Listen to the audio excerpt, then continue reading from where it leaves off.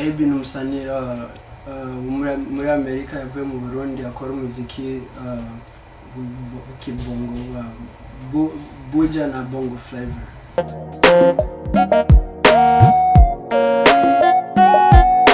I think abantu nta musi no mujye nigeze nita gospel singer. Abantu nibo barabati umuziki uri kwakora n'umuziki nyabaki bacagomba kugusha muri category gusa je kuva kera namye ndumu artist ndamye ndumu sani art bisigura yuko jewe iyo numva yuko mfise message kanaka ashobora kwishikana mu buryo kanaka ndayikora mu bwo buryo igashikira abantu sinigeze ndi I do not label myself yuko jewe ngo ndumusani wa kanaka. I'm just a musician, and so any message that I have and I deliver ngokonyane kandi kintu abantu bakeneye gutara nuko gospel sinuzanye sindiri mbashange ibintu cyumuntu akora ni lifestyle y'umuntu Imana tuyizira mu mutima yacu tubamwe so just nigeze mvuga ati ngo abdaramwe no gospel singer ngo cyangwa no mukino jana bintu musafatia.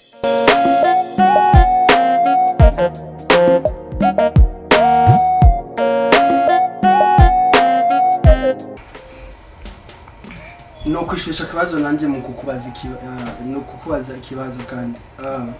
David Diamond n'umusani mubi cyane mwiza uravye mu basani bo muri Africa Diamond umushirahe naje soje mu buzima bwe wanje sintinya kugereranywa n'abantu bashitse hejuru ntinya kugereranywa n'abantu baferenze so my manager actually manager wanjye nakunda kuvuga jambo umuntu zeye mu Kiswahili avuga ati siku zote jifunze kwa waliofika ili na wewe ufike na usiishi kwa kuogopa kulinganisha na watu ambao wanajua. Mtu ukiona mtu anakulinganisha na mtu ambaye alifeli hapo sasa ndo ujue hivi ninafanya nini, lakini wewe kama jeo ngao uko randa basanga wo uvuga ati Abdara ameze nka Diamond canke ari ku level za Diamond Daba ni banga bariko barakora umuziki ni banga bariko barabwira ati bameze nka Diamond sumusanye n'umuzani mwiza kandi ageze kure so je kuba mbere bagomba gufata uravye umuziki wanje aho uri ukacugomba kunshirana kungeranya n'umuntu nka uri kuri jewe ni cubahiro na gaciro mama so it's cool.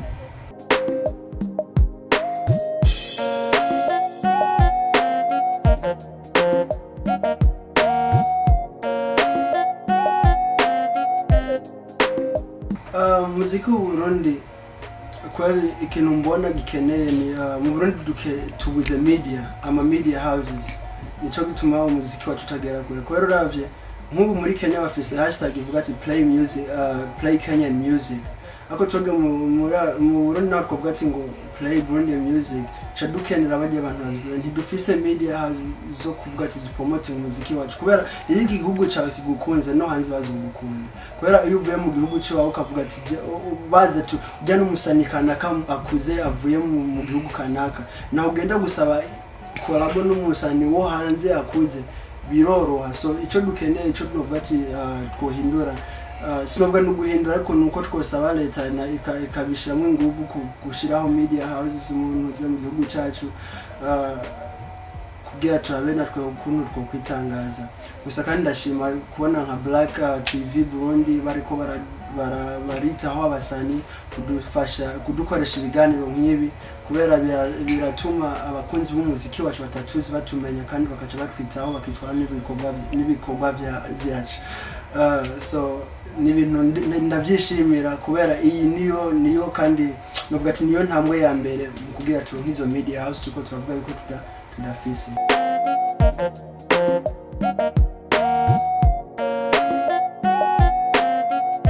Yes, ndafise manager actually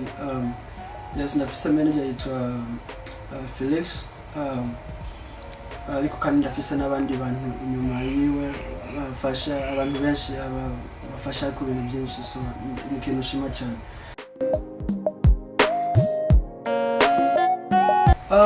Umuziki wanje uravye umwanya maze nkora umuziki professional yes umuziki nakoze imyaka nje yose ariko novuga ati professionally natangiye mu 2016 igihe nkoze indirimbo yitwa Najua Unanipenda. Enda salama. Iyo ndirimbo niyo ngwati ya introducing the Abdalla nk'umwana muziki professional. So urabye muri iyo myaka novuga ati ibiri iheze naho shitse sinovya nkariko kandi sinovuga ati yuko imaze gushika kwera urabye ibyo nkora mba nkwiye kuba ndi kure yaho ndi ubu ariko ndabishimira Imana byose kubera abagati buke ngo rugendo kandi nditeze neza yuko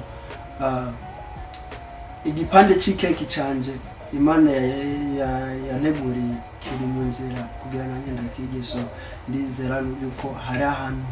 kure ndiko ndagenda kandi ndiko ndashika vuba.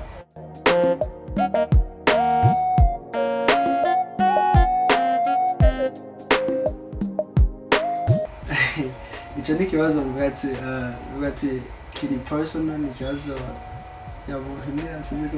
uvuga ni kaza nashobora kwishura ariko ni kibazo cyiza.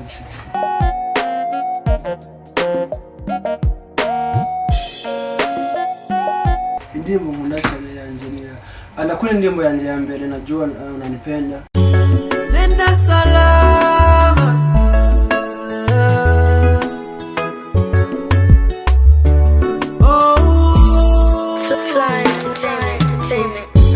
Nakupenda wewe, najua unanipenda pia, ila bora nibaki mwenyewe kwa matendo unanifanyia. Oh baby, nilikupa moyo wangu nikijua wendo wangu na kudanganya siwezi,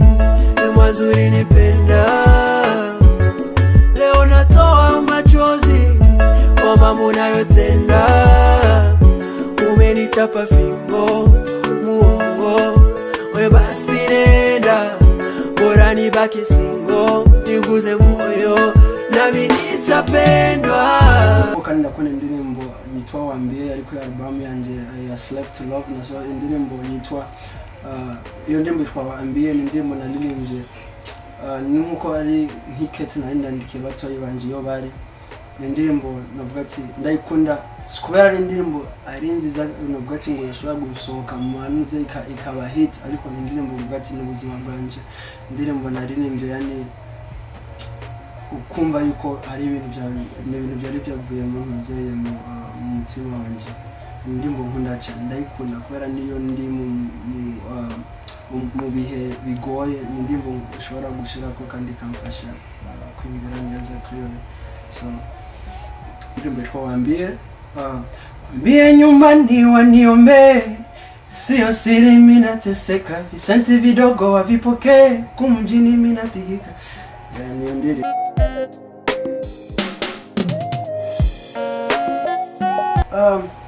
chono wabwira nuko ndashima ku kigoro bakora kugira bafate mu mugongo umwana wabo, kandi ndashima kuri byose kuba bafata umwanya wo kuvuga ati bamenye ati Abdalla akora ibiki kandi bakitaho n'umuziki wanjye. So ndashima cyane.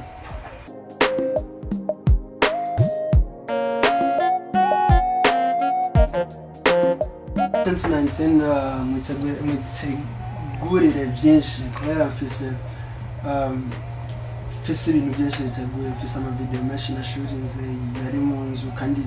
nk'abantu batembera urubuga rwanjye rwa Facebook cyangwa Instagram baramenya kubera nkunze gusharinga amatiza y'video nyinshi nagiye ndakora indirimbo nyinshi nagiye ndakora mperuka mu ndwi zibiri ziheze nariko ndarecord album. Ni ibintu yani umwaka na mvuganye na manager wanje, ni umwaka twahari yuko nzokwereka abantu ko nshoboye, ngomba gukora indirimbo nyinshi jenyene, nta makorabo menshi nzokora ibintu byinshi jenyene kugira ndereka abantu yuko hari ikintu fise kandi bifise shoboye. Hanyuma mu mwaka uzaniho tuje tugomba kugira kusambaza amababa yacu kugira turabe twoshika kure, ariko nuko novuga ati abantu bitegura ibintu byinshi. Yani ejo murazi yuko nasohoye indirimbo yitwa Cinderella, iyo ndirimbo inyuma y'iyo ndirimbo yani mukabona iyi ndirimbo itanguye gumanuka gato ya mucye mutegurira ikindi kintu yani tuguma tugire back to back nagufye kandi turi kwiyo topic nuko novuga ati abasani bose bazi yuko bari barakora umuziki bitegura sanga utiteguye mu mwaka wa 2019 jonje nayo nje yani sinta kurindira hatuguma no gukora tuguma twerekana yuko hari ikintu kiri ndani yacu.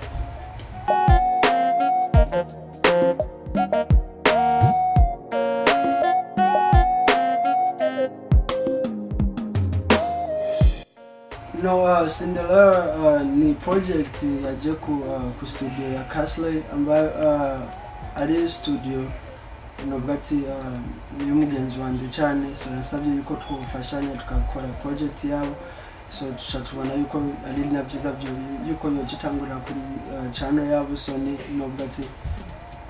ndiko ndubaka history kabara yashize hamwe yampujije no mu Cameroon turakora, so bisigura yuko ikiramfasha cyane ku ntwara mu Cameroon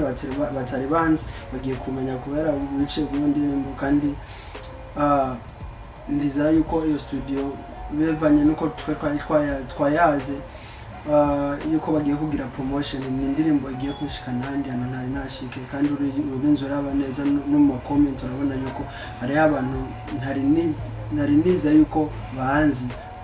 ariko ubu ndiko ndaraba ama comments bagakomentinga uravye nka Mbaruru sumusani muto musani akuze akora indirimbo akaronka ama views ama million, so kuba ya commentinze munsi y'indiya ndirimbo akavuga ati ni fire umba hari ikintu kiriko kiragira ari hano ndiko ndaje kubera ya ndirimbo, so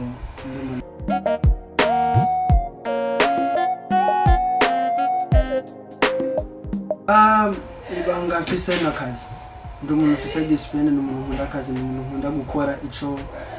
umuziki ndawukunda cyane, so niryo ibanga ryanje no gukora no kwandika ibintu no kwiyumvira ati abafana bandi bakunda iki, bagomba kumva iki, canke muri society yacu hari ko arabandanya ibiki n'ibikino ashobora kwandika umuntu akayumvira akavuga ati kino kinda connecting naco nico gituma bavuga ati ndakunda ndi mu musician bakunda cyane.